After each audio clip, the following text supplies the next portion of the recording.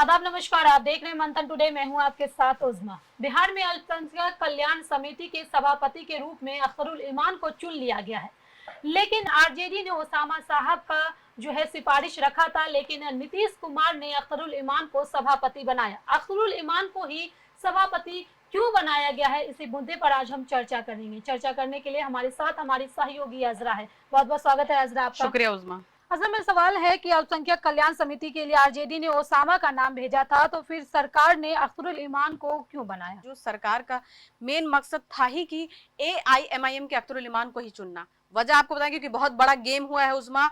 और क्या है कि कुमार जो सर्वजीत है, मुख्य सचेतक हैं और बिहार विधानसभा में है वो, और जो आरजेडी के ये बोध गया से विधायक हैं, रह चुके हैं।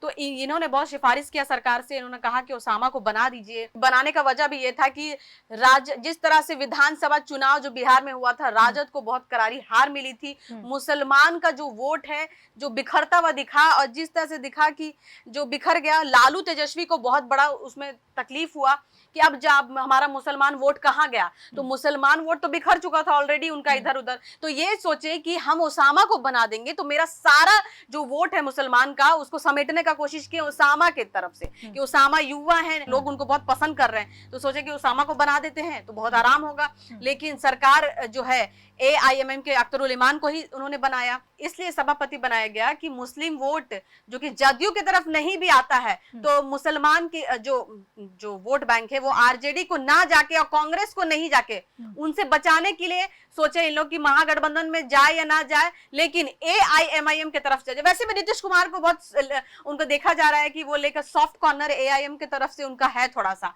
और नीतीश कुमार से एआईएम विधायक से मुलाकात भी हुई है। वो मुलाकात भी कर रहे हैं, और सीमांचल को लेके विकास को लेकर नीतीश कुमार को समर्थन देने की मतलब ऐलान भी उन्होंने किया है जी। तो जाहिर सी बात है कि नीतीश कुमार का भी ओवैसी की पार्टी को लेकर मतलब नरम दिल थोड़ा दे रवैया दिख रहा है कि नरम है थोड़ा उनको लेके। मतलब नीतीश कुमार जो है वो नरमी दिखा रहे हैं एआईएमआईएम को लेकर। हाँ, ये दिख रहा है, इसीलिए ना अख्तरुल इमान को चुना गया है जी। अब देखिए, आपको बता दें कि ये जो पांचों विधायक को भी मतलब एडजस्ट कर दिया गया है।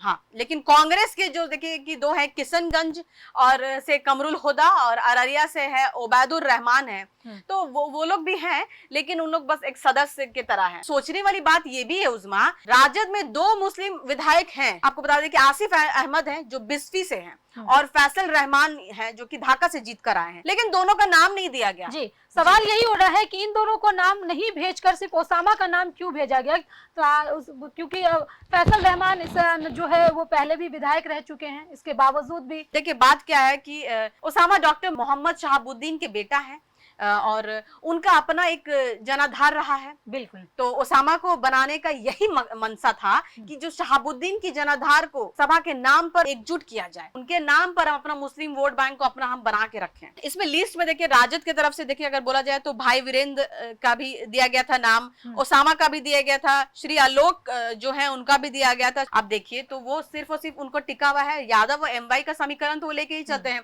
और मुसलमान भी बहुत ज्यादा राजद पे, लेकिन इस बार विधानसभा में उनको जो करारी हार मिली, मुसलमान वोट नहीं दिया। तो सिर्फ और सिर्फ, और सरकार भी साफ तौर से नीतीश कुमार भी देख रहे हैं कि जो ये पांचों विधायक जो जीत करके आए हैं, और अख्तरुल इमान साहब और ओवैसी की पार्टी पे बड़ा मेहरबान है, सॉफ्ट कॉर्नर दिखा रहे हैं, तो उनको लगा कि नहीं भाई, इनको बनाना ही सही होगा मेरे लिए। एक और सवाल लेना चाहेंगे अजरा हम आपसे कि अल्पसंख्यक कल्याण समिति का काम क्या है? अल्पसंख्यक कल्याण समिति का काम आपको बता दें उज़मा कि अल्पसंख्यक समुदाय जैसे मुस्लिम, सिख, ईसाई, जैन, सब जितना भी सामाजिक, आर्थिक और शैक्षणिक विकास के लिए काम करना पड़ता है उनको, जिसमें उनकी शिकायतों का निवारण करना, शिक्षा और रोजगार के अवसर प्रदान करना, और उनके अधिकारों की रक्षा के लिए सरकारी योजनाओं को लागू करना शामिल होता है। इसमें 3-4 चीज होता है, जैसे शिकायत अगर आप करना चाहते हैं तो शिकायत भी वहां पर आप इस पे कर सकते हैं, और उसके बाद आर्थिक समीकरण, जैसे कि पढ़ने में, रोजगारी में बच्चे लोग को अगर दिक्कत हो रहा है, युवा जितने भी हैं, वो सब अल्पसंख्यक इसमें आता है। ये सारा जो अल्पसंख्यक कल्याण समिति के अंडर में आता है, ये सारे काम जो है उनको सौंप दिए गए हैं। और अब सवाल तो आपका ये था कि आखिर क्यों सिर्फ और सिर्फ एआईएमआईएम के अख्तरुल इमान को? तो मुस्लिम राजनीति अब एआईएमआईएम के जरिए करना है ये जदयू को, मतलब नीतीश कुमार का आपको हम बता रहे हैं उस्मा, थोड़ा ध्यान दीजिएगा मेरी बातों पे, कि मुस्लिम राजनीति अब एआईएमआईएम के जरिए करना है। कभी एआईएमआईएम के खिलाफ नीतीश कुमार ने जदयू के मुस्लिम नेताओं की मीटिंग कर मुहिम चलाई थी। राजनीति ने ऐसा करवट बदल लिया है कि नीतीश और ओवैसी करीब हो गए हैं। आने वाले दिनों में दोनों एक भी हो सकते हैं, ये तो कयास लगाया जा रहा है। ये आने वाला वक्त ही बताएगा, क्योंकि समर्थन देने की बात भी कहा है उन्होंने, ओवैसी साहब ने। हाँ, सीमांचल के विकास को लेकर कहा, और देख रहे हैं कि तारीफ भी की जा रही है बहुत ज्यादा नीतीश सरकार की, बधाइयां दी जा रही है। तो कुछ भी हो सकता है, ये राजनीति है, यहाँ पे कुछ भी हो सकता है। ये कब एक हो जाए, कब क्या हो जाए, कोई नहीं जानता है। चलिए, बहुत बहुत शुक्रिया अजरा इन तमाम सवालों का जवाब देने के लिए। तो आपको बता दें कि नीतीश कुमार ने यहाँ पे एक और गेम खेल दिया है यहाँ पर, क्योंकि एआईएमआईएम को बनाने का जो कारण था वो ये कि मुस्लिम वोट बैंक अगर जेडीयू की तरफ नहीं भी आता है तो एआईएमआईएम की तरफ तो रहेगा ही, लेकिन महागठबंधन की तरफ नहीं जाना चाहिए। यानी कि आरजेडी और कांग्रेस को मुस्लिम वोट बैंक नहीं मिलना चाहिए। जिस तरह से चुनाव में करारी हार देखने को मिला, उससे साफ जाहिर होता है कि मुस्लिम वोट बैंक जो है वो महागठबंधन की तरफ नहीं गई है, और इसी का फायदा उठा करके नीतीश कुमार ने यहाँ पर भी एक गेम खेल दिया। चलिए, फिलहाल इस खबर में बस इतना ही। देश दुनिया की ऐसी तमाम बड़ी खबरों के लिए बने रहे मंथन टुडे के साथ। साथ ही हमारे चैनल को लाइक करें, सब्सक्राइब करें, फॉलो करें, और निष्पक्ष पत्रकारिता देखना है तो देखते रहे मंथन टुडे। बहुत बहुत शुक्रिया।